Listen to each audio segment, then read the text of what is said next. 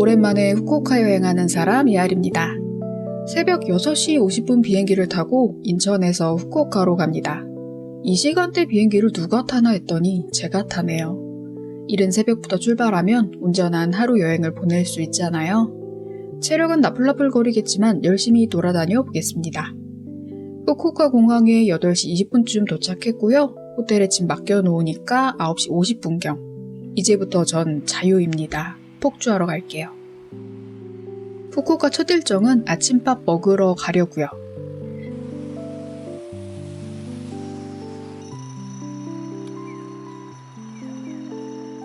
무려 1934년에 만들어진 후쿠오카 최초의 카페 브라질 레이로.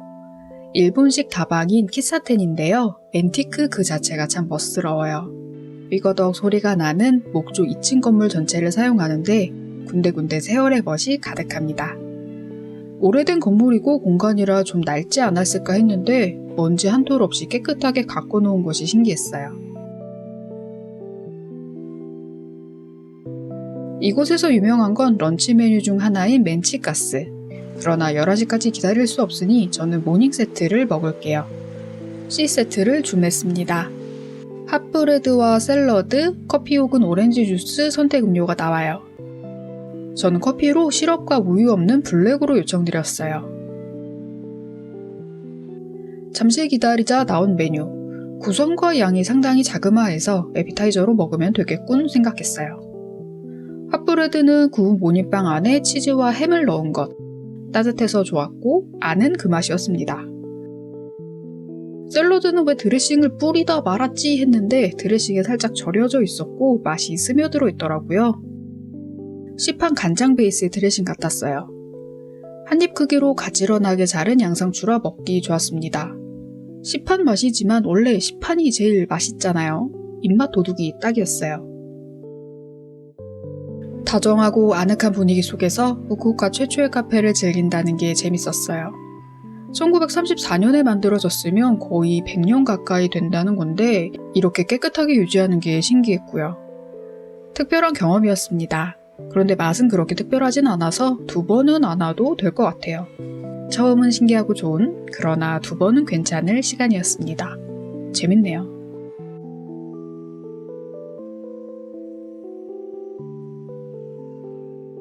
후식 먹으러 갑시다.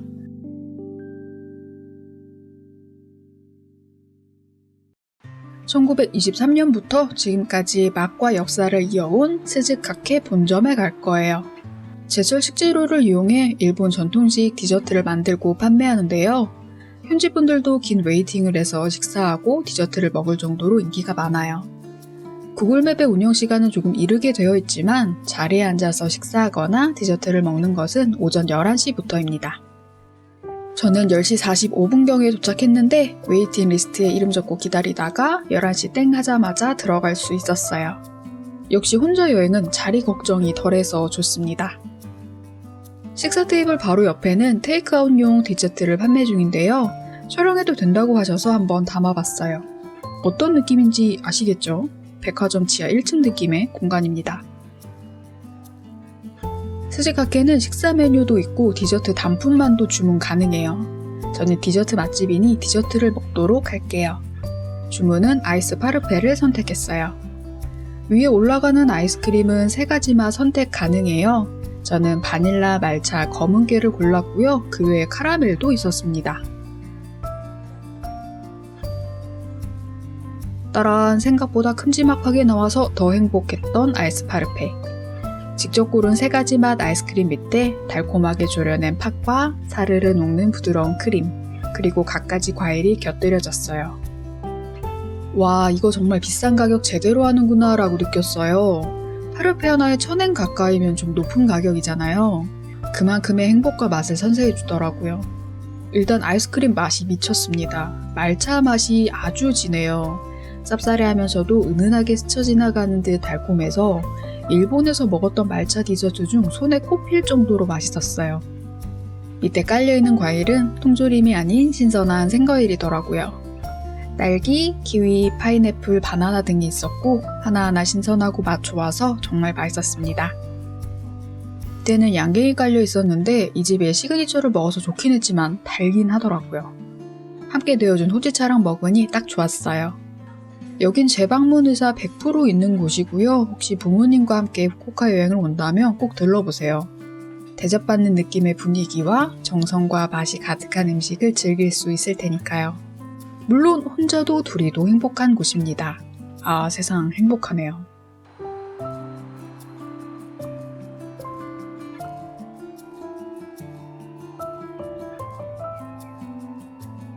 든든하게 후식까지 먹었으니 좀 걸으면서 쇼핑해볼까요?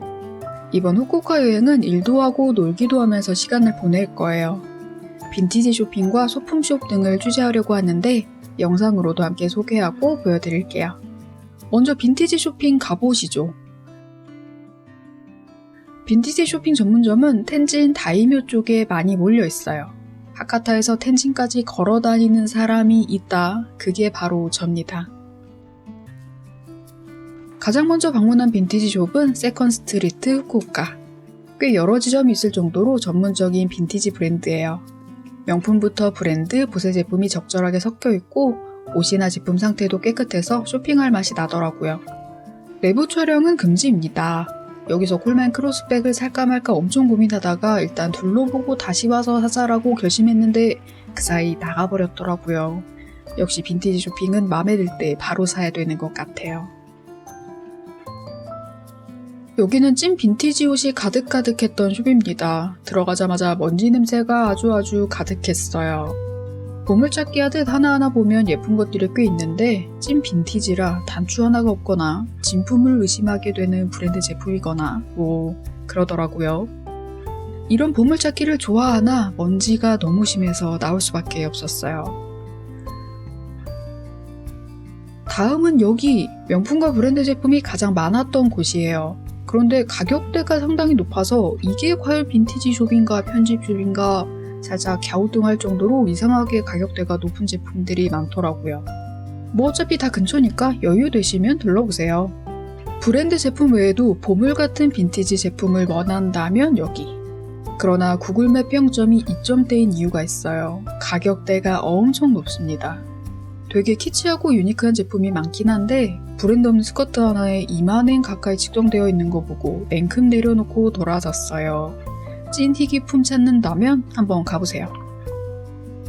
영상으로는 짧게 보여드렸으나 눈과 기관지가 힘들었던 쇼핑의 시간이었습니다. 사려고 했던 가방이 잠시 시간 동안에 판매되어 버려 좀 더 아쉬웠어요. 이 아쉬움은 또 먹어서 채워야죠. 텐진역 다이묘 근처에 전통 있는 라멘집을 찾았어요. 1947년부터 운영해온 역사 깊은 동네 라멘 맛집. 전 오후 3시경 정도에 방문했는데요. 비가 추적추적 오는데도 끊임없이 현지인 웨이팅이 있더라고요. 가격대는 저렴한 편이에요. 라멘 보통 사이즈가 580엔. 볶음밥과 교자가 더해진 세트 메뉴는 780엔. 저는 라멘 정식을 주문해서 세트로 먹어볼게요. 짜란 이렇게 나왔고요. 라멘 국물 한 입 먹어보면 엄청나게 진한 돈코츠 라멘이에요. 한국인 입맛에 먹기엔 좀 진하고 느끼할 수 있어요. 오리지널을 좋아한다면 그냥 드셔도 좋지만 다진 마늘 치트키를 첨가하면 한국인 입맛에도 딱입니다. 마늘을 넣으면 좀 더 깊고 깔끔해진 맛으로 완성돼요. 볶음밥은 불맛을 잘 내서 고슬고슬하게 볶아냈어요. 특별하진 않지만 담백하니 맛있었습니다. 한입 크기의 자그마한 교자는 겉바속촉의 고향만두 맛이었어요. 빨간 생강을 무제한으로 먹을 수 있어서 행복했고요. 마늘을 넣은 라멘이 너무 제 입맛이라 더 좋았고요. 일본 음식이 우리에게 느끼하고 짜고 너무 달게 느껴질 때가 있잖아요. 그런 거 없이 무난하게 맛있다. 정신없이 한 그릇 뚝딱 했다라는 평범한 감상이 행복해지는 그런 시간이었습니다.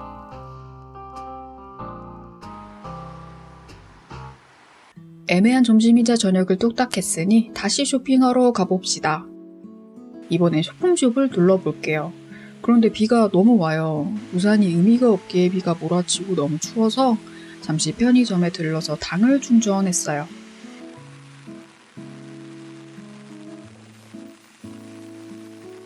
제가 좋아하는 오후의 홍차 레몬티와 요즘 즐겨보는 애니메이션 마술만 보면 먹고 싶어지는 슈크림. 봄이라 그런지 딸기맛 슈크림이 나왔더라고요. 예상과는 다르게 되게 새콤한 딸기맛 크림이라 맛있었어요. 역시 로손 편의점은 슈크림 장인입니다. 당도 채웠으니 소품숍 투어 가보죠.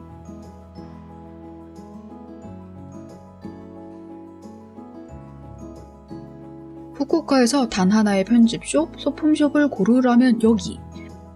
자체 제작 제품도 있고 가져온 제품들도 있는데 하나같이 귀엽고 일본 특유의 감성과 귀여움에 유치함과 덕후스러움까지 더해져서 정말 사랑스러웠어요. 규모 자체가 큰 것도 아니고 제품군도 많지 않지만 하나하나 다 예뻐서 보는 내내 행복했던 곳입니다.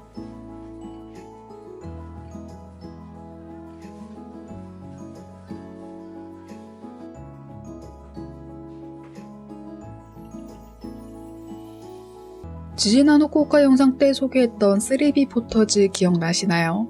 시즌이 바뀌어서 궁금해 또 가보았습니다. 역시나 깔끔한 제품들이 가득가득하더라고요.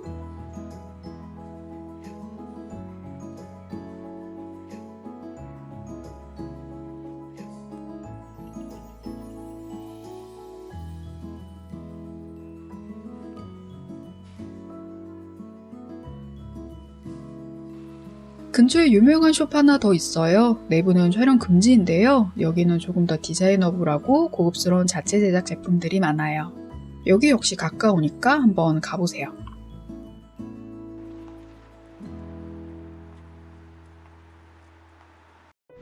비도 추적추적 오고 몸도 으슬으슬하고 오늘의 일정을 슬슬 마무리하고 술 한잔 할게요. 제가 전통주, 양조장, 브루어리를 좋아하잖아요. 후쿠오카 도심에도 이런 곳이 있을까 찾다가 발견한 사케 브루어리.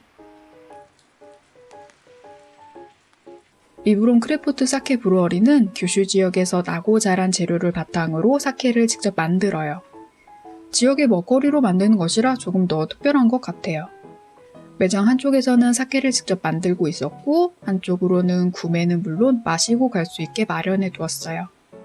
저는 3가지 맛을 골라 마실 수 있는 사케 플레이트를 주문했습니다. 맛은 여러 가지 선택 가능한데 추천 부탁드렸어요. 사장님께서 버베나, 유자, 딸기 히비스커스 이렇게 3가지를 권해주셨고 그걸로 요청드렸습니다.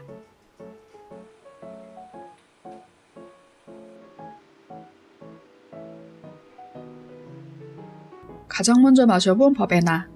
입안에 향긋한 허브의 향이 확 퍼지는데 깔끔한 사케의 풍미를 제대로 느낄 수 있는 한 잔이었어요.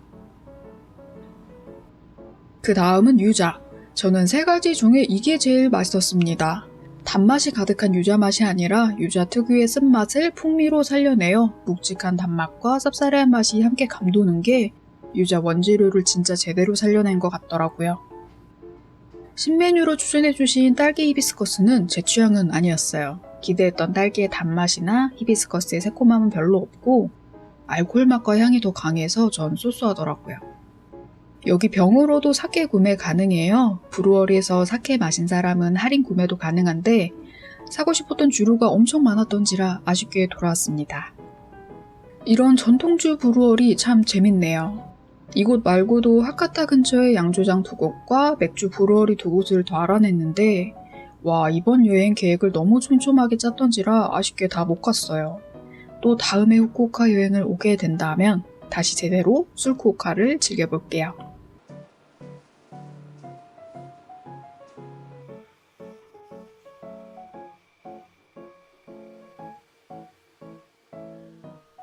비도 너무 많이 오고 오늘 새벽부터 열심히 다녔더니 피곤해서 첫째 날은 이렇게 마무리.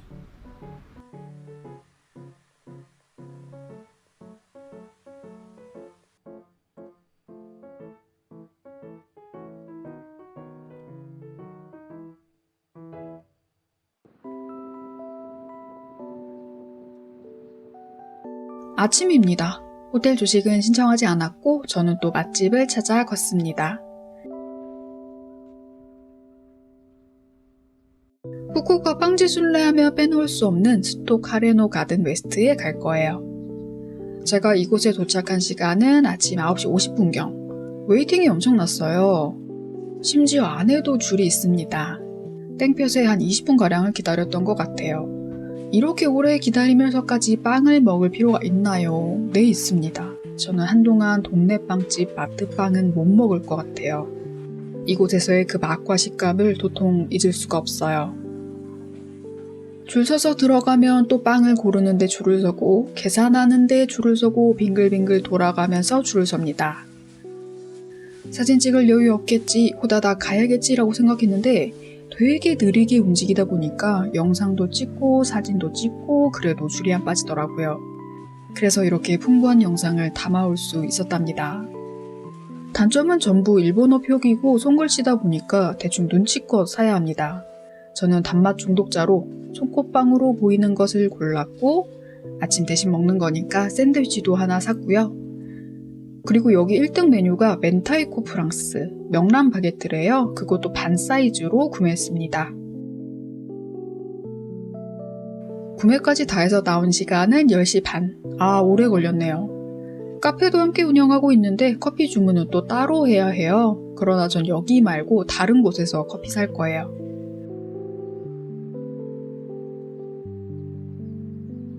바로 옆에 자리한 카페 토피.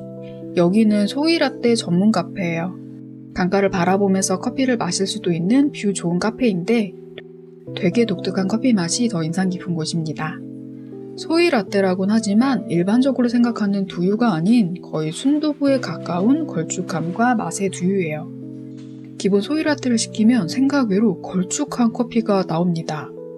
여기 커피 머신은 라마루 조코를 사용하더라고요. 맛있는 커피겠구나 생각했는데 두유 맛이 강해서 커피는 그렇게 힘을 못 써요. 맛이 없냐고요? 아니요, 맛있어요. 근데 되게 특이하고 호불호가 강할 것 같습니다. 커피 테이크아웃 해서 주섬주섬 샌드위치를 꺼내 같이 먹어볼게요. 와, 여기 빵집 미쳤네요. 빵집 순례 인정이에요. 빵 자체도 맛있는데 안에 재료와 소스, 고기까지 어우러짐이 정말 완벽했어요. 이 샌드위치 가격이 500엔대였는데 제가 후쿠오카 산다면 아마 매일 먹었을 것 같아요. 진짜 맛있는 빵, 꽤 건강한 커피로 완벽하게 시작한 아침. 또 새로운 후쿠오카 여행을 시작해볼게요. 저는 다음날부터 JR 레일패스를 이용해 나가사키, 기타큐슈, 히타를 여행했습니다. 도시 여행기는 다음 영상부터 또 호로록 이어가 볼게요.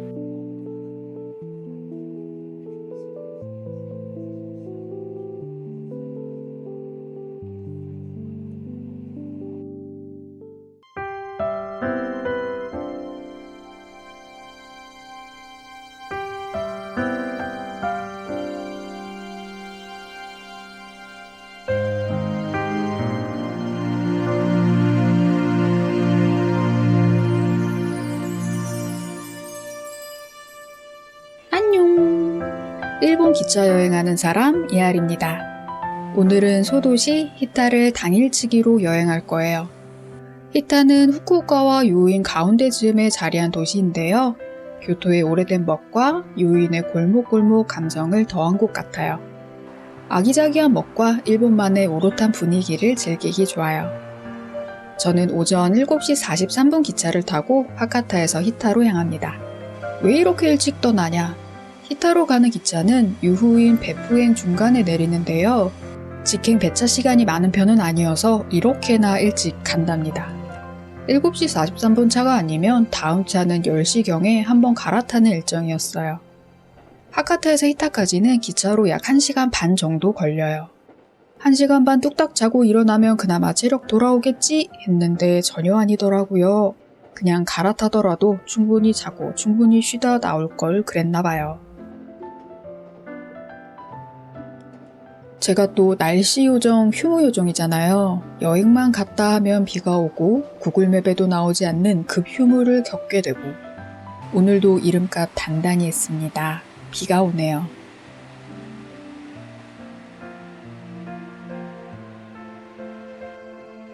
히타는 진격의 거인 작가의 고향이래요. 그래서 히타역은 진격의 거인 그림 몇 개 전시되어 있습니다.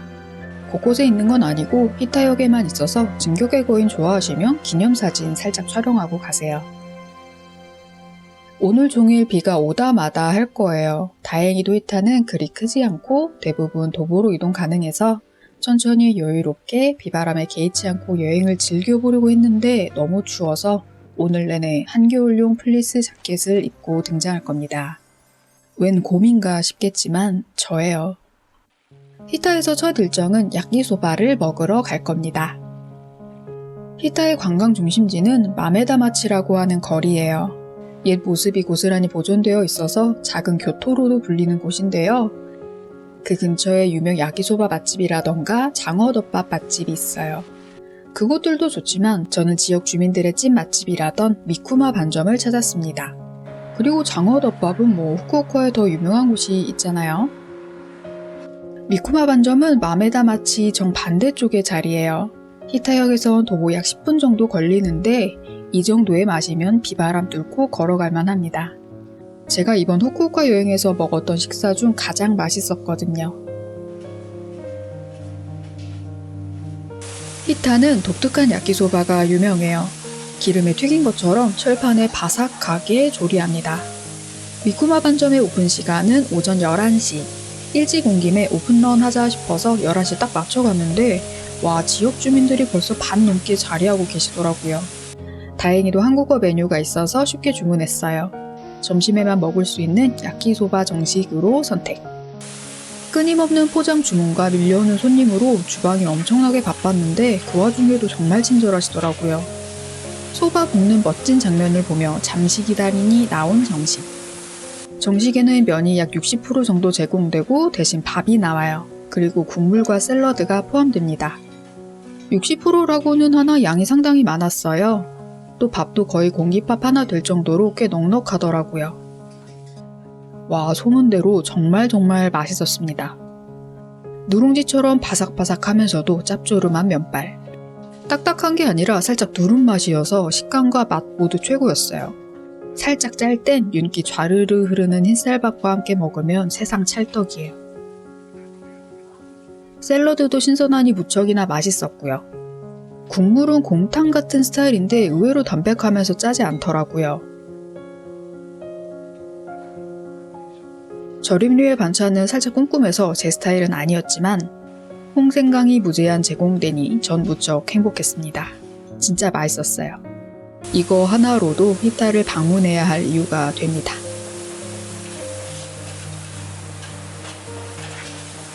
이제 본격적으로 여행을 시작해볼게요. 힘들어서 당 충전하려고 패밀리마트에서 초콜릿 하나 샀어요. 그거 아시나요? 일본 편의점은 대부분 화장실이 있습니다. 사용도 무료고 눈치 안 봐도 돼서 좋아요. 화장실 이용도 하고 초콜릿도 사들고 나왔습니다. 비가 추적추적 와요. 오다가 안 오다가 반복하는데 우산을 쓰는 게 별 의미가 없게 뿌려서 굉장히 힘드네요.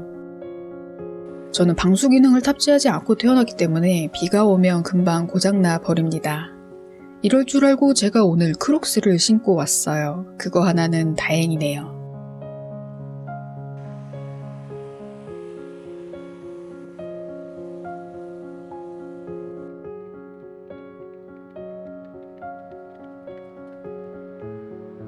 마메다마치에 가까워질수록 거리 풍경이 점점 예스러워져요. 이곳은 에도시대 막부 정권의 관할지로 규슈 지역에서 가장 번영을 이루었던 도시였다고 하네요. 작은 교토라는 별명이 있는데 교토를 생각하기엔 너무 작아요. 교토의 분위기와 유인의 규모 정도랄까요? 분명한 건 참으로 예쁜 도시입니다. 옛 모습을 멋스럽게 유지하고 있고 그 시절의 무드를 고스란히 느낄 수 있는 오래된 상점도 많아요. 마메다마치에서 꼭 가봐야 할 상점 몇 곳이 있어요. 거리도 구경할 겸 이 상점들을 둘러보려고요.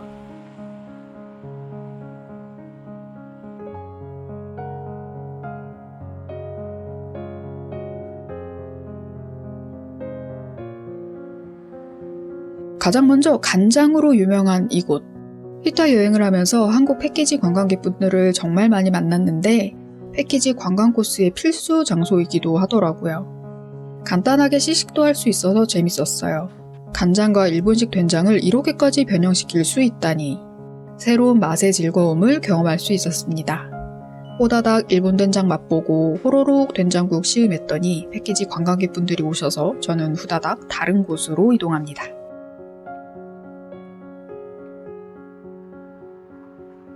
그리고 또 유명한 곳 양갱 가게. 와, 휴무요정 클래스 돋보이죠? 이것이 바로 언제 여행을 가도 어딘가 한 곳은 꼭 급 휴무를 하게 만든다는 휴무요정의 능력입니다. 양갱집을 못 갔어요.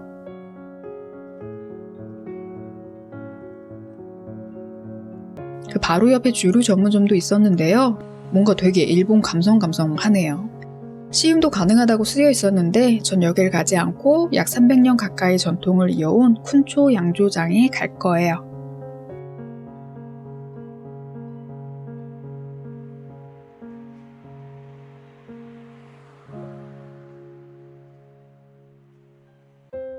어제에 이어 오늘도 사케를 찾아갑니다. 쿤초 술 저장고는 양조장인 만큼 직접 술을 빚고 판매하는데요. 대표 주류를 시음해 볼 수도 있고 사케로 만든 아이스크림이나 디저트류도 맛볼 수 있어서 잠시 쉬어가기 좋아요. 양조장 내부 투어는 할 수 없고 그냥 겉만 둘러볼 수는 있어요.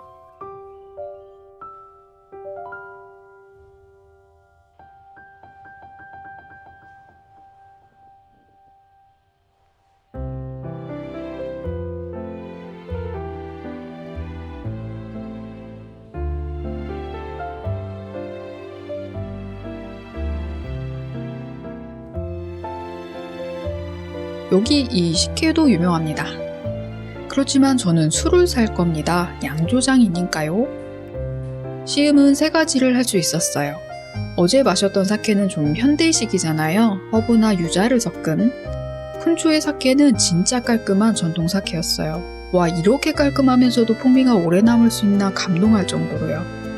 3가지 사케 맛을 보았고 가격대가 가장 괜찮았던 550엔짜리 사케를 사기로 결심했습니다. 지금은 무거우니까 이따 집에 가기 전에 사려고요.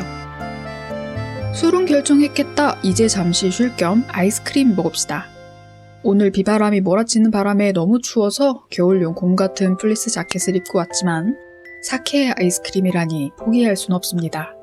아이스크림 자체도 크리미하니 굉장히 맛있는데 끈 맛과 향에 살짝 사케의 풍미가 감돌아 깔끔하니 정말 맛있더라고요. 양이 무척 많았습니다. 추웠고요. 그래도 맛있었던 거 보면 진짜 맛있었어요.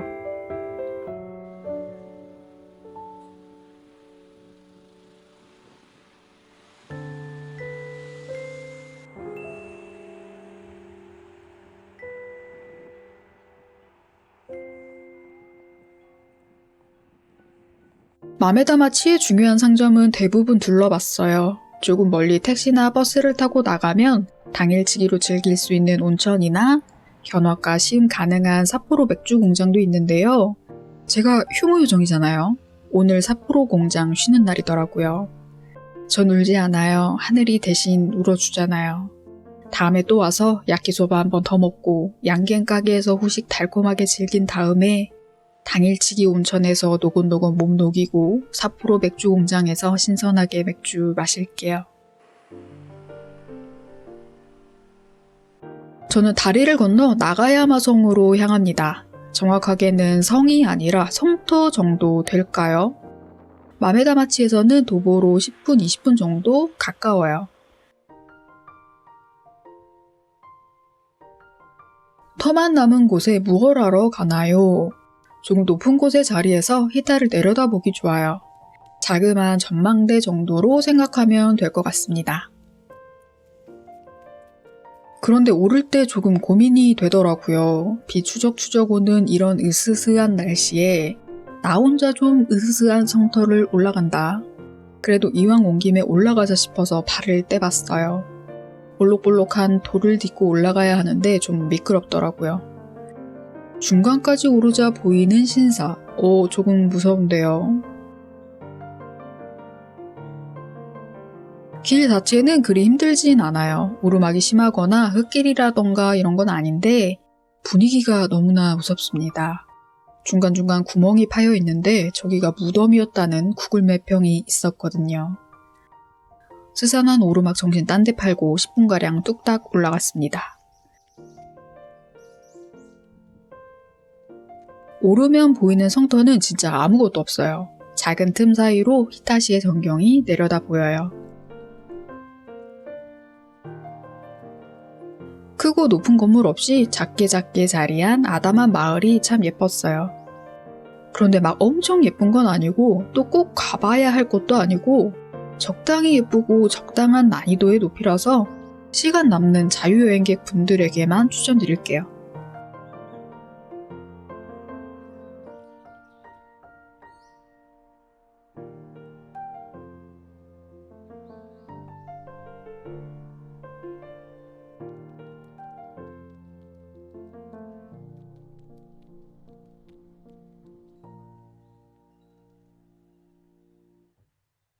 아, 춥네요. 커피 마시러 갈게요. 마메다마치 근처에 예쁜 카페도 참 많은데 저는 이곳을 와보고 싶었어요. 나가야마 성을 오지 않는다면 여기까지 걸어오기는 좀 애매한 위치예요. 그런데 동네 한가운데 왜 이런 별장 같은 공간이 있지 싶게 감성적이고 예뻤던 곳이라서 저는 겸사겸사 이 카페까지 들렀어요. 이미 외관부터 반했습니다. 나가야마 성 도보 약 5분 거리지만 관광객이 오기에는 애매한 위치에 자리한 플래퍼 카페. 주문은 핫 아메리카노를 요청드렸어요. 420엔을 추가하면 디저트를 세트로 맛볼 수 있는데 디저트 양이 너무 많아 보이고 아이스크림 먹은 지 얼마 되지 않아 입이 좀 달았던 관계로 디저트는 포기하고 커피만 주문했습니다. 이렇게 커다란 찻잔에 내어주는 게 신기했어요. 일본에서 먹어본 핫 아메리카노 중 유일하게 사약같이 쓴맛만 나는 맛없는 커피가 아니어서 놀랐어요. 물론 산미 없이 고소한 맛이 지배적이긴 한데 풍미도 좋고 꽤 괜찮은 커피여서 무척 만족했습니다. 위치상 관광객들이 오긴 좀 멀어서 대부분 지역 주민분들이었는데요. 평일 애매한 시간임에도 불구하고 끊임없이 많은 분들이 방문하더라고요. 그리고 대부분의 분들이 디저트를 주문하는 걸 보면 뭔가 디저트 커피 맛집이 아닌가 싶었어요. 당 떨어지신 분들은 디저트 세트로 주문해보세요.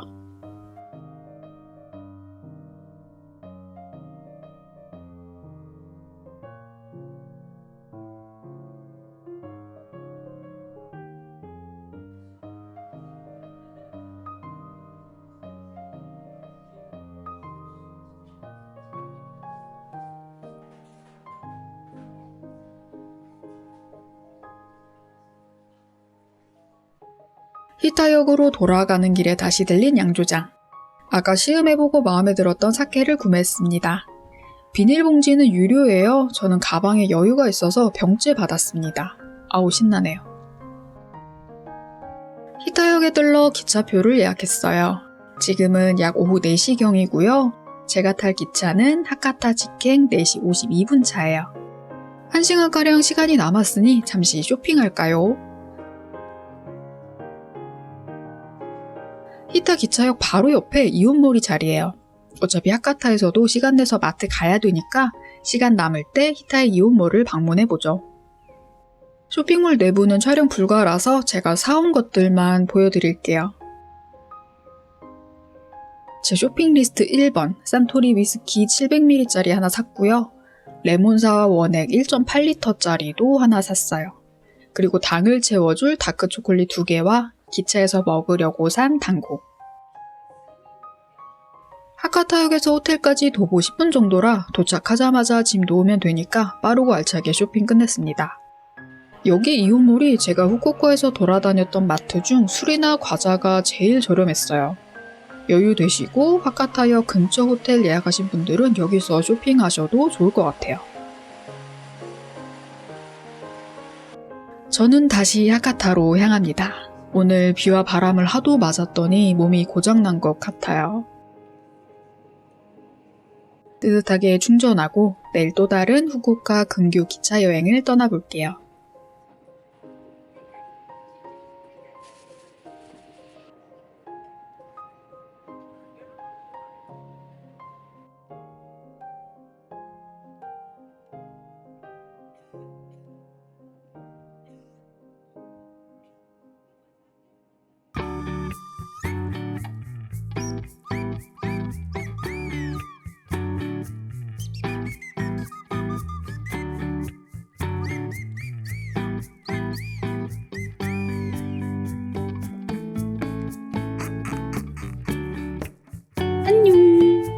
나가사키 여행하는 사람 이하리입니다.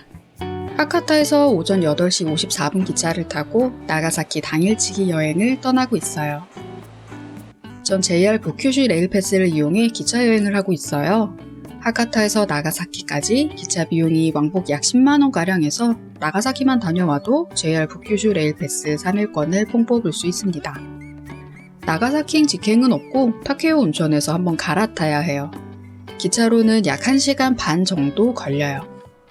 타케오 온천에서 갈아타야 하는데 이걸 지나치면 어떡하지? 해외인지라 걱정을 많이 했는데 다 같이 내려서 바로 건너편의 타케오 온천행을 타고 이 기차는 나가사키까지 운행을 하기에 직행만큼 편했습니다.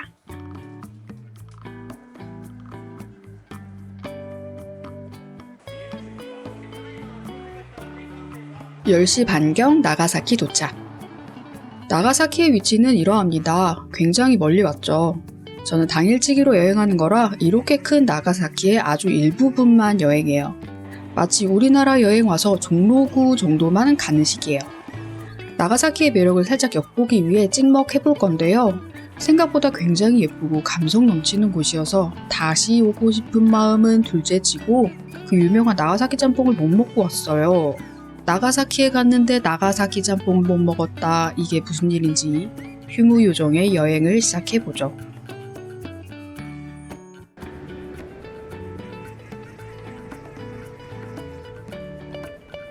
나가사키에는 전차가 다녀요. 이 전차 하나만으로도 클래식한 도시 분위기 만점입니다. 그런데 막상 타보니 무드는 그냥 겉보기더라고요. 만원 지하철 뺨치게 꽉 끼어가서 살짝 당황했어요. 관광객이 진짜 많이 탔는데 캐리어를 가지고 타신 분들이 엄청나게 당황하시더라고요.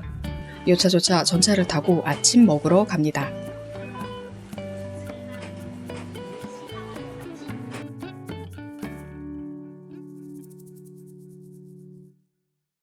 나가사키에서의 첫 끼는 원조 차완무시 요소 본점에서 하려고요. 차완무시의 시작이 나가사키래요. 부들부들 야들야들한 이 계란찜의 시작이 나가사키였다니. 원조 본점에서의 식사는 놓칠 수 없죠.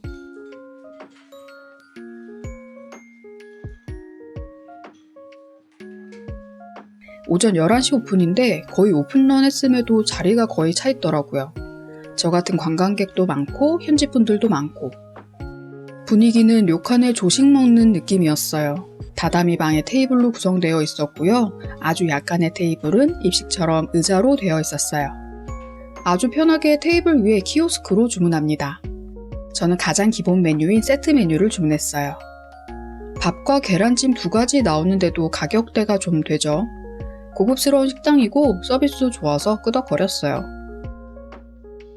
따라한 드디어 나온 메뉴.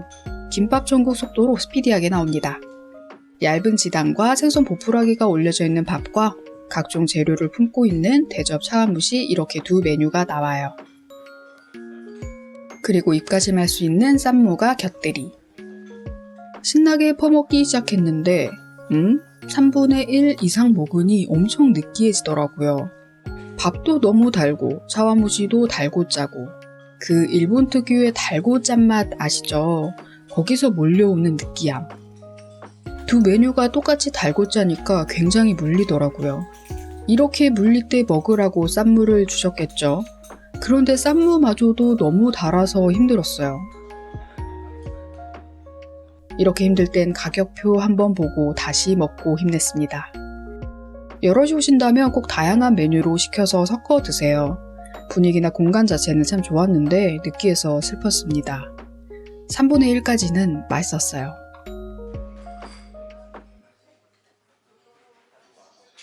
음식으로 생긴 우울함은 음식으로 풀어야 합니다. 차완무시집에서 도보로 갈 수 있는 곳을 갈 건데요. 여기는 규슈에서 가장 오래된 카페라고 해요. 나가사키 밀크쉐이크가 시작된 곳, 스루찬입니다.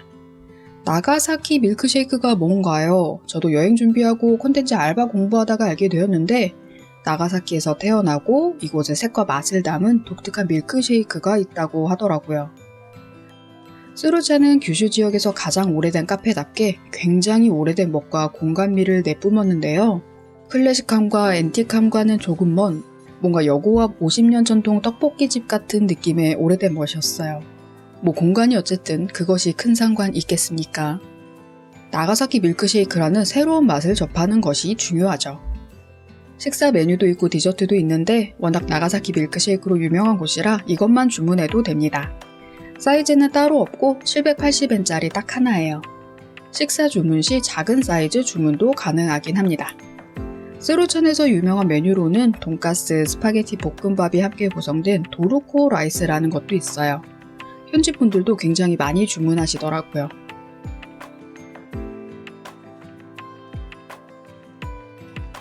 금방 제공된 나가사키 밀크쉐이크. 사실 크게 기대는 안 했거든요. 밀크쉐이크?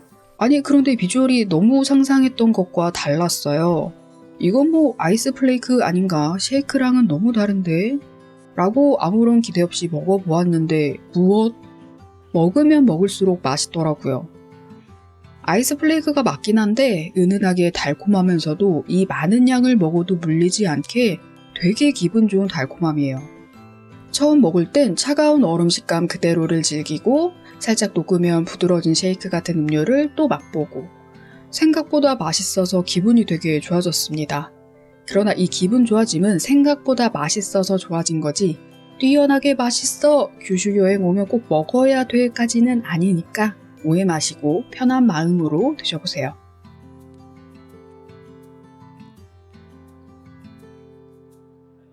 밥도 디저트도 든든하게 먹었으니까 여행을 시작해볼까요?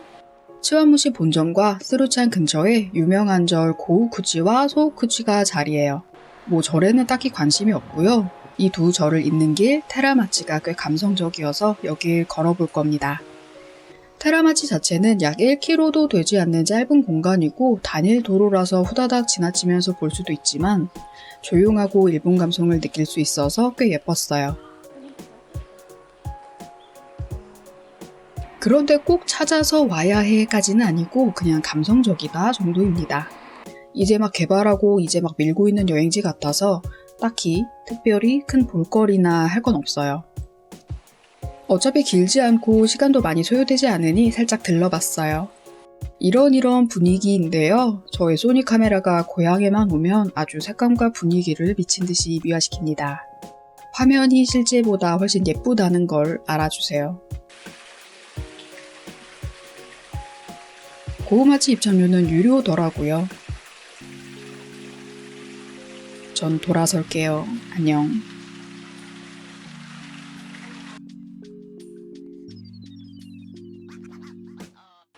도보로 샤샤샥 이동해 메가네바시 안경교로 갔어요. 나가사키의 상징이기도 한 이곳. 동그란 모습의 다리가 물에 비쳐 마치 안경과 닮았다고 해서 붙여진 이름인데요. 그냥 청계천 같은 모습이긴 해요.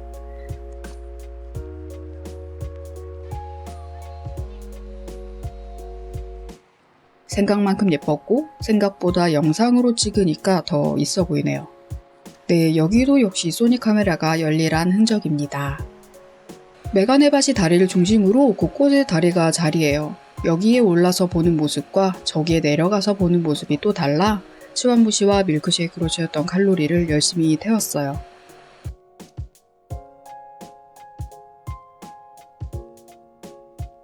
메가네바시에서 유명한 또 다른 것, 바로 하트 모양의 돌. 이런 것에 감동하고 좋아하기엔 제 감성과 마음은 닳고 달아서 찾았다 정도의 감정입니다. 생각보다 하트가 크더라고요. 기념사진 예쁘게 남기고 오세요. 아직 소화가 되진 않았지만 전 또 먹으러 갑니다. 다 근처에 자리하고 있어서 온 김에 다 먹어야 돼요. 나가사키 하면 떠오르는 그것, 나가사키 카스테라를 먹으러 갈 거예요. 나가사키 카스테라는 3대 집이 있더라고요. 후쿠사야, 분메이도, 쇼오켄.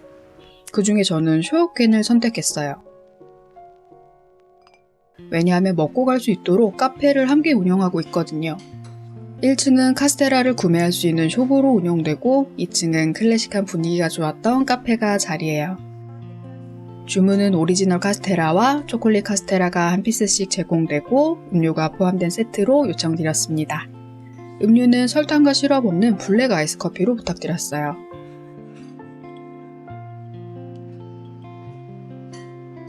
짜란, 이렇게 제공되었습니다.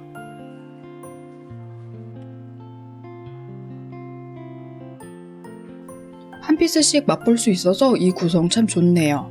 가격대도 좋고 분위기와 서비스도 완벽하고 화장실까지 더할 나위 없어서 참 좋았어요.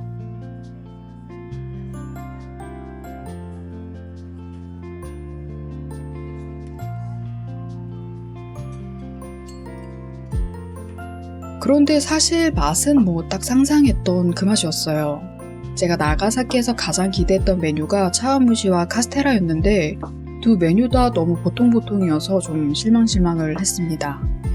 확실히 일반 카스테라에 비해 촉촉하고 쫀득하긴 한데 나가사키로 부를 만큼의 어마어마한 맛은 아니었어요. 그렇지만 스디슨 사약 같은 일본식 커피와 다디단 나가사키 카스테라는 참 잘 어울렸다는 거. 두 조합이 괜찮아서 나쁘지는 않았어요. 나가사키에 와서 나가사키 카스테라를 먹었다는 것에 의의를 두고 3대 카스테라 집에서 시원한 에어컨을 맞으며 편하게 쉬다 갈 수도 있었다는 것에 감사하며 전 이만 떠납니다.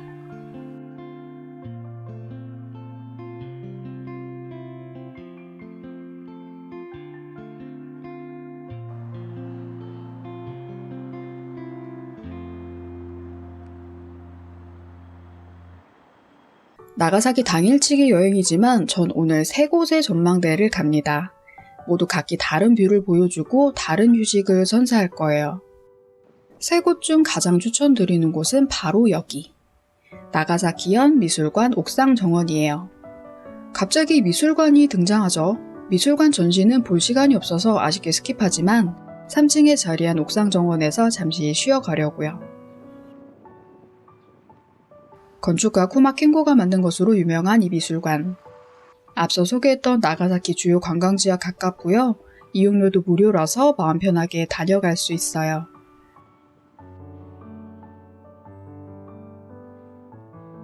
무엇보다 바다를 아주 가까이서 마주할 수 있다는 게 좋더라고요. 건물 내에서 엘리베이터를 타고 3층으로 이동해도 되고 바깥에 나 있는 계단을 따라 올 수도 있습니다. 층수는 낮지만 바다와 가까워서 오르면 이렇게 바다가 보여요. 저도 여기서 아주 잠시 쉬었는데 참 좋더라고요. 물론 봄이라 따뜻하고 시원해서 행복한 거겠죠. 여름에는 양산을 쓰고 휴식 취하는 걸 추천드릴게요.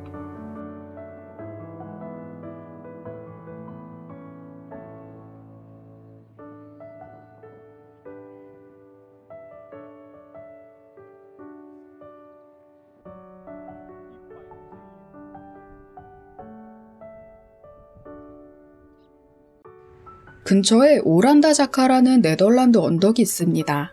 한때 외국인들이 거주했던 구역으로 네덜란드식 주택이 곳곳에 자리한 언덕인데요. 여기 구글맵평을 꼭 읽고 가셔야 해요. 다들 말리는 데는 이유가 있더라고요. 저도 고민을 했는데 너무 말리셔서 그게 더 궁금해 가봤어요. 예전 네덜란드식 주택은 현재 박물관이나 카페 등으로 이용돼요. 입장료 없이 무료로 둘러볼 수 있는 건물이 대다수인데 당일치기 여행에서는 없는 시간 쪼개서 볼 필요까진 없어요. 엄청나게 특색 있다거나 놀랄 만큼의 감성적이라던가 그런 건 아니에요. 예뻐 보이나요? 그것은 또 저의 소니 카메라가 열일해서 그러합니다. 무엇보다 오르막이 엄청나서 부모님이나 아이 동반 여행 때는 무조건 스킵하세요.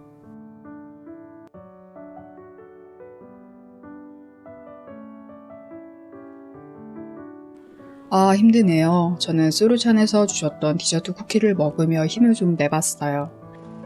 그런데 쿠키가 별로 맛이 없어서 조금 더 슬퍼졌습니다. 오란다자카와 주로 함께 가는 여행지는 글로벌 가든이라고 하는 서양식 저택, 야외 박물관인데요. 저는 이곳 가는 것을 포기했습니다. 일단 시간이 좀 촉박하고 딱히 제 스타일은 아니었어요. 오란다자카랑 큰 차이가 없을 것 같아서 패스하고 그 근처에 오우라 전망공원에서 잠시 쉬었다 가려고요.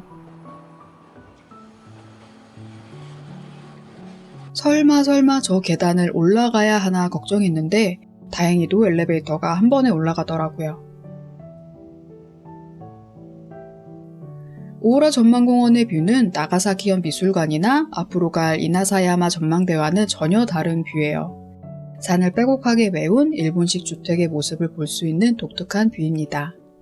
바다 쪽 전망은 아주 멀리 조그맣게 보여요. 사실 이 마을 뷰는 뭐 그렇게 감동적이진 않아서 시간이 없으신 분들은 오우라 전망대도 스킵하셔도 될 것 같아요. 전 오후 5시에 브레이크 타임을 끝내는 나가사키 짬뽕 원조집 시카이로를 기다리느라 이 공원에서 잠시 머물며 멍 때렸는데 그건 또 행복하더라고요. 사실 이 날씨에 이 햇살 받으며 앉아있으면 어딘들 안 행복할까 하기도 했고요. 조금 이른 저녁을 먹고 이나사야마 전망대로 향할 계획이었어요. 나가사키 짬뽕 원조집이라던 시카이로로 향했는데 브레이크 타임이 끝나는 5시경인데도 뭔가 분위기가 이상하더라고요. 아니 뭐지 급하게 구글맵을 확인해 봤지만 영업 중. 홈페이지에 들어가 보니 한 달에 딱 2번 있는 휴무가 오늘이더라고요. 아 역시 저는 휴무 요정이었습니다. 눈물을 흘리면서 돌아섰어요. 지금 새로운 맛집을 찾기에 야경 시간이 맞지 않을 것 같아서 일단 버스를 타고 로프웨이로 이동합니다. 해가 진 다음에 내려와 저녁 먹고 하카타로 가면 될 것 같아요. 시카이로 근처에서 나가사키 로프웨이까지는 버스로 약 30분 정도 걸렸어요. 몹시도 피곤한 저는 꾸벅꾸벅 졸면서 잠시 체력을 충전했습니다. 버스에 내려 구글맵이 시키는 대로 올라가니 나가사키 로프웨이 정거장 도착. 이나사야마 전망대로 오르는 방법은 2가지예요. 로프웨이 혹은 슬로프카. 뷰는 로프웨이가 훨씬 좋다고 해서 전 로프웨이로 선택했어요. 왕복권을 구매했고요. 가격은 1250엔이었습니다. 전 약간의 고소공포증이 있어서 케이블카를 참 안 좋아하는데요. 나가사키 로프웨이는 그리 높진 않더라고요. 올라가는데 약 5분 정도 걸리고 단일 코스 뚝딱이라 별로 안 무서웠어요. 나가사키는 도쿄, 삿포로와 함께 일본 3대 야경으로 꼽힌대요. 이왕이면 저처럼 조금 이른 시간에 와서 낮 풍경도 보고 일몰도 감상하고 3대 야경도 즐겨보세요.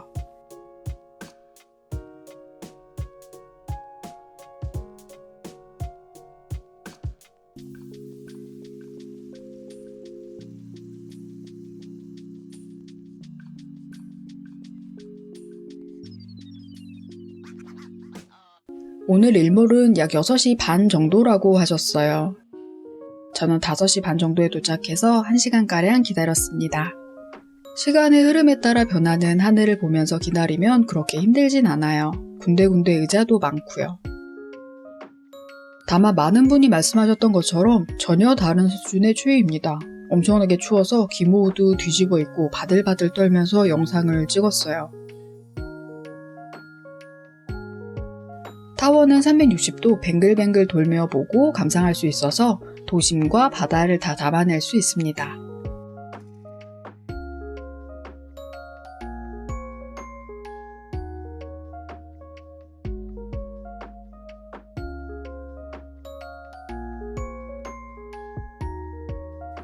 구름이 많이 끼어서 완벽한 선셋을 보진 못한 건 좀 아쉬웠어요.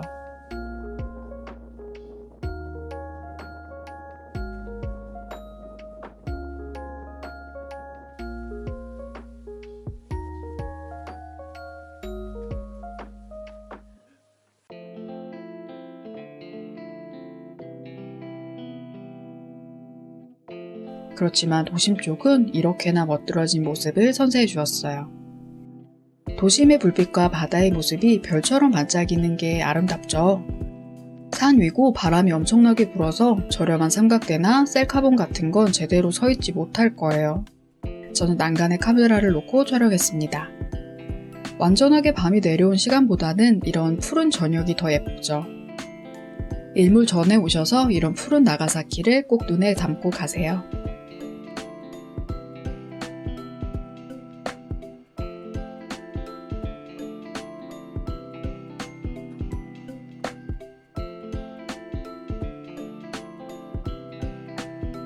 완벽한 밤이 내렸을 때도 담아봤어요. 푸른 밤에서 검은 밤으로 물들어진 나가사키의 모습. 이때는 사진이 거의 찍히지 않더라고요. 너무 어두웠어요. 밤이 오자 관광객은 더더 많아지고 더더 추워져서 저는 이만 전망대를 떠납니다.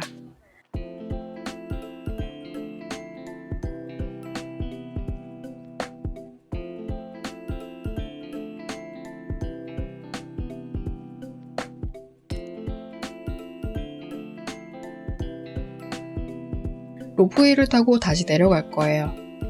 저는 약 7시 반경에 전망대를 떠났어요. 이때는 내려가는 로프웨이 웨이팅이 좀 있습니다. 내려갈 때 창가 쪽에 자리 잡아서 운 좋게 이런 영상을 찍을 수 있었어요.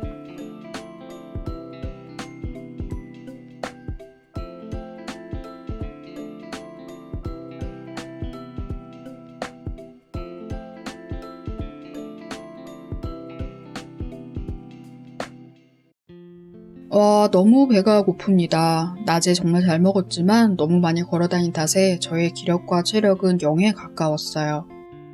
그런데 검색하는 나가사키 짬뽕 맛집마다 운영 종료인 거예요.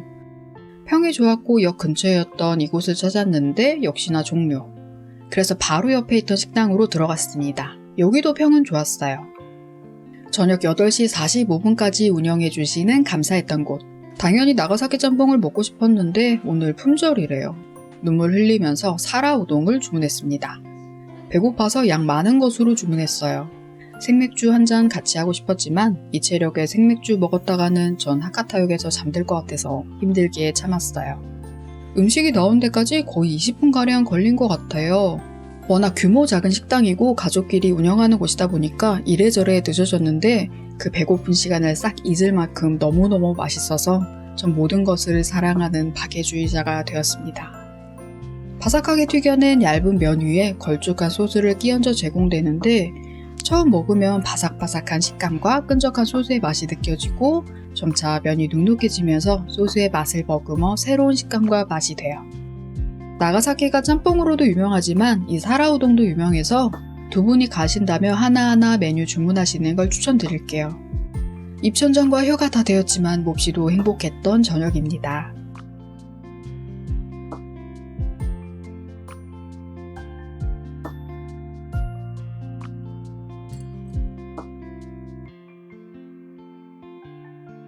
기차를 타고 다시 하카타로 돌아가요. 식사가 늦어지는 바람에 오늘 역대급 늦은 귀가네요. 하카타로 돌아가니 저녁 11시가 되었어요. 아직도 여행 일정이 이틀이나 남은 게 실화입니다. 저는 내일 또 기차 타고 또 다른 소도시로 가요. 또 다른 영상도 기대해주세요.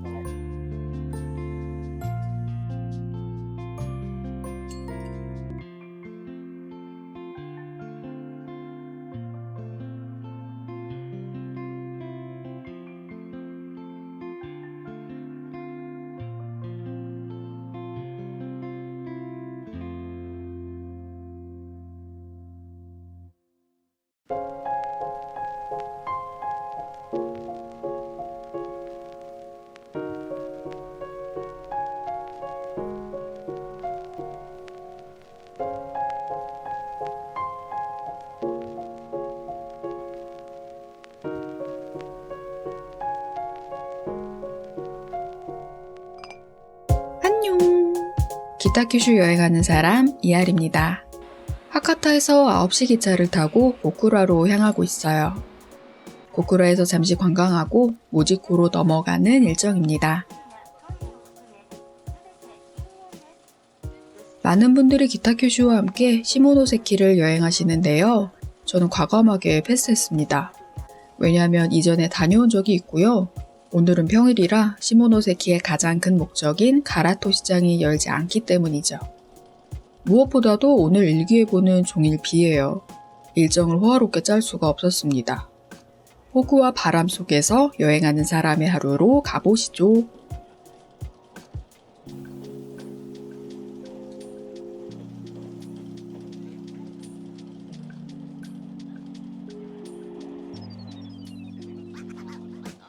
하카타에서 고쿠라까지는 기차로 약 50분가량 걸려요.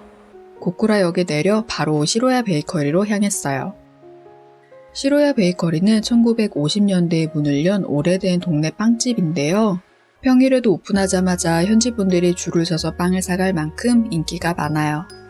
10시 오픈을 기다리면서 뭘 먹을지 고민했습니다. 이곳에서 유명한 건 오믈렛빵 그리고 연유빵인데요. 전 오믈렛빵과 늘 궁금했던 메론빵을 구매했어요.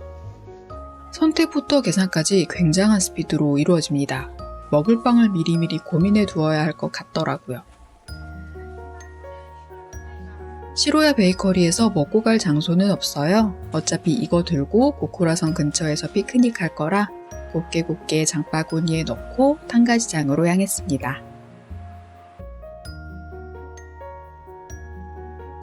소박한 규모의 탄가시장. 식재료도 판매하지만 바로 먹을 수 있는 먹거리도 많아요. 특히 유명한 것은 어묵. 이 집의 어묵이 참 유명한데 먹고 가려면 11시부터 가능하대요.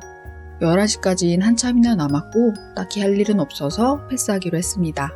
왜냐하면 저번 기타 큐슈 여행 왔을 때 먹었었거든요. 여기 맛있어요. 찐 로컬의 맛과 분위기를 경험하고 싶다면 추천드릴게요. 제가 이 어묵집을 과감하게 스킵할 수 있었던 이유, 바로 또 다른 어묵 전문점이 기다리고 있기 때문이죠. 1920년대에 창업한 카마보코라는 곳이에요. 이곳의 대표 메뉴는 까나페. 얇은 식빵 안에 어묵을 듬뿍 넣어 튀긴 것인데요. 한국에서는 보지 못했던 특별한 어묵이라 이걸 먹어보기로 했어요. 까나페와 함께 귀여운 모양의 오니기리 어묵, 그리고 제가 사랑하는 연근이 쏙 들어간 연근 어묵, 이렇게 세 종류를 구매했습니다.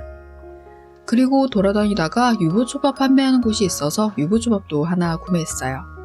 이제 걸어서 고쿠라 성으로 갑니다.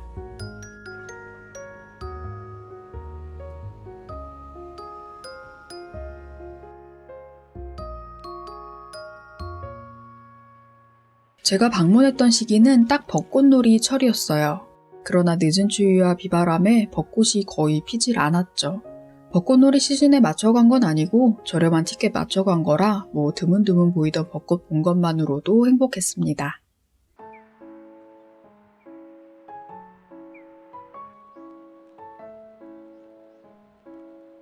벚꽃축제 준비 중이라 자유롭게 이용 가능한 테이블이 많았어요. 이른 오전이라 텅 빈 테이블에서 혼자 피크닉 할 겁니다. 축제철이 아니더라도 주변에 벤치가 많아서 피크닉하기 좋아요. 저처럼 포장해와서 성 옆에서 드세요. 이렇게 한 끼 즐기면 기분이 상당히 좋거든요. 먼저 유부초밥. 딱 아는 그 맛이긴 한데 바로 만든 거라 맛있었어요. 기대했던 카마보코의 어묵. 대표 메뉴인 까나페를 먹어보겠습니다. 안에 채소와 후추가 듬뿍 들어있어서 되게 매콤하고 식감도 좋고 바삭하면서도 쫄깃해서 무척 맛있더라고요. 두 개를 한 번에 먹기엔 살짝 물리겠지만 한 개는 꼭 먹어야 하는 메뉴예요. 완전 추천드릴게요. 귀여운 모양의 오니기리 어묵은 보통이었어요. 안에는 콘참치 마요가 들어있었고요. 깻잎인 줄 알았던 겉에 채소는 향채더라고요. 한국인 입맛엔 안 맞을 수도 있으니까 이건 패스하세요.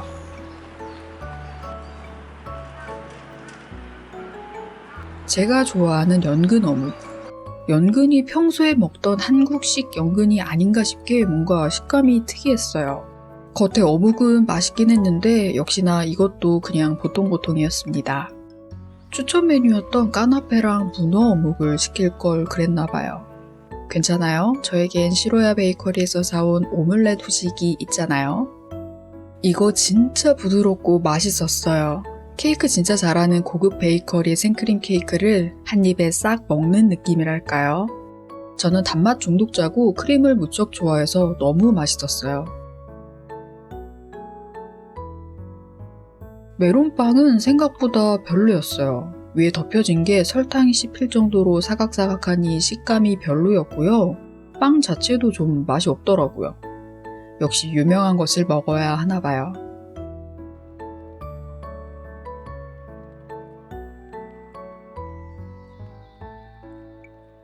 아침 겸 점심을 푸짐하게 먹고 정리하니 비가 한두 방울씩 떨어지네요. 고쿠라 성에 왔지만 성은 들어가지 않아요. 박물관 이런 거 큰 관심 없습니다. 저는 비를 피해 잠시 쇼핑몰로 피신했어요.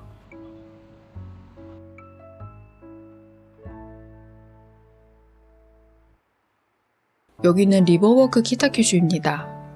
캐널시티 건축가가 지었다고 하던데 느낌이 비슷하죠. 안에 입점한 곳들은 크게 관심 있는 곳은 없었어요. 그러나 비가 쏟아지다 멈추다 쏟아지다 멈추다를 반복해서 잠시 멈추길 기다리면서 다이소를 좀 둘러봤고요. 비가 잦아들어 이제 모지코로 향하려고요. 고쿠라역에서 모지코역으로 이동합니다. 저는 JR 북큐슈 레일 패스를 이용해 여행을 하고 있어요. 이 티켓으로 모지코역까지 이용할 수 있냐고 여쭤보니 별도 티켓 끊지 않아도 된다고 하시더라고요. 좋네요. 모지코역에 도착하니 오후 2시경. 와, 비가 미친 듯이 와요. 비가 오고 평일이어서 그런지 모지코역은 좀 한가했어요. 이 레트로한 사인 밑에서 기념사진 찍으려면 줄 서야 한다던데 저는 너무나 한가하고 여유롭게 사진과 영상을 담았고요. 온종일 비가 올 예정이니 마음 꾹 다짐하고 밖으로 나가봅니다. 모지코 레트로로 향했어요. 레트로한 건물과 분위기를 고스란히 간직한 곳. 예전에 왔었을 때는 뭔가 감성 가득한 느낌이었는데 지금은 되게 관광지 그 자체인 것 같은 기분이더라고요. 그런데 사실 저는 관광하러 온 거 아니겠습니까? 관광지로서는 매력 만점이죠. 모지코 레트로 건물들은 대부분 현재 다른 용도로 이용되고 있었는데요. 유료 뮤지엄이라던가 레스토랑으로 개조되어서 내부 관람이 어려웠고 본래 모습을 보긴 힘들었어요.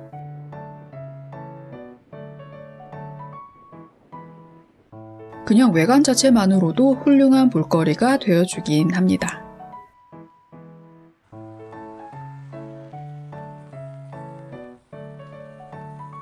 건물들을 쓱쓱 훑어보다가 쇼핑센터 도착. 비바람이 몰아치고 너무 추워서 제일 재밌는 건 쇼핑몰이더라고요. 이게 춥고 힘들어서 재밌는 것도 있는데 큐슈 한정 제품이 많아서 그거 구경하는 게 너무 재밌더라고요. 큐슈에서 나고 자란 특산품으로 만든 과자도 있고 큐슈에서만 판매하는 과자도 있어서 그거 보는 재미가 있었어요.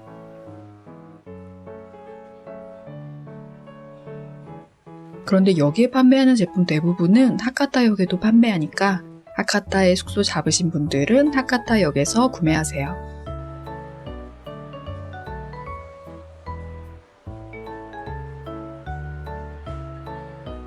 그리고 모지코에서 만든 한정 음료도 있습니다. 모지코 맥주부터 모지코 사이다, 바나나 라모네. 한정 먹거리 좋아하시면 한번 구매해보세요. 저는 이따가 사이다 마시려고요.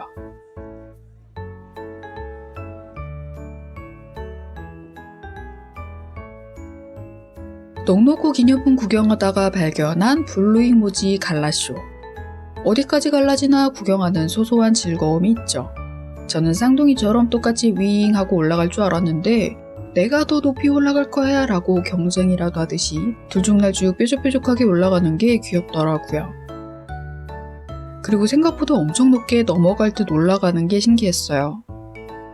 그런데 이 신기함이 따로 각자 올라가서 귀엽고 신기한 거지 세상 특별해 엄청나다 이렇게까지는 아니에요.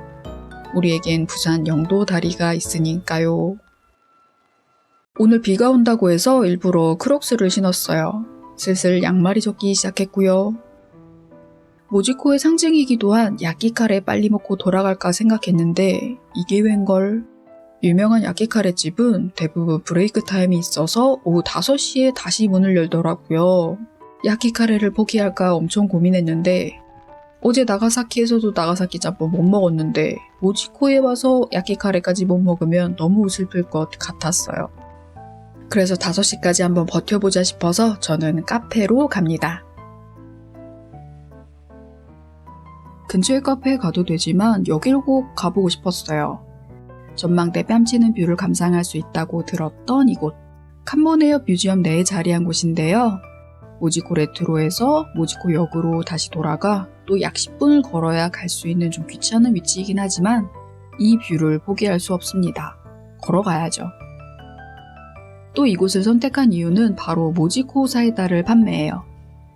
다른 기념품 가게에서도 모지코 사이다를 판매하지만 먹고 갈 수 있는 공간이 없잖아요.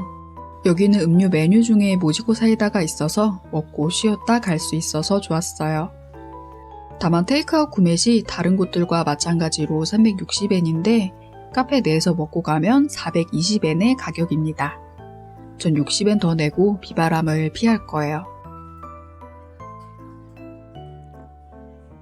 모지코 사이다는 딱 예상했던 그 맛. 천연 사이다 맛입니다.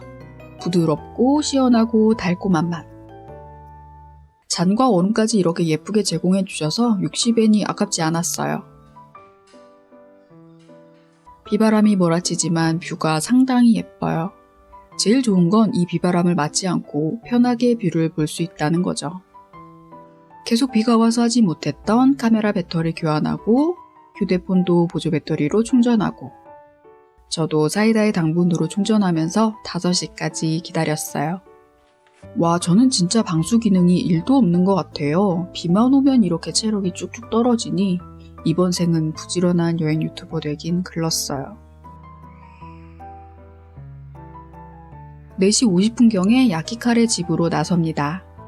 칸몬해현 뮤지엄 일부 층은 유료지만 무료로 볼 수 있는 곳이 있어요. 1층에 이렇게 모형으로 그때 그 시절을 전시하고 있습니다.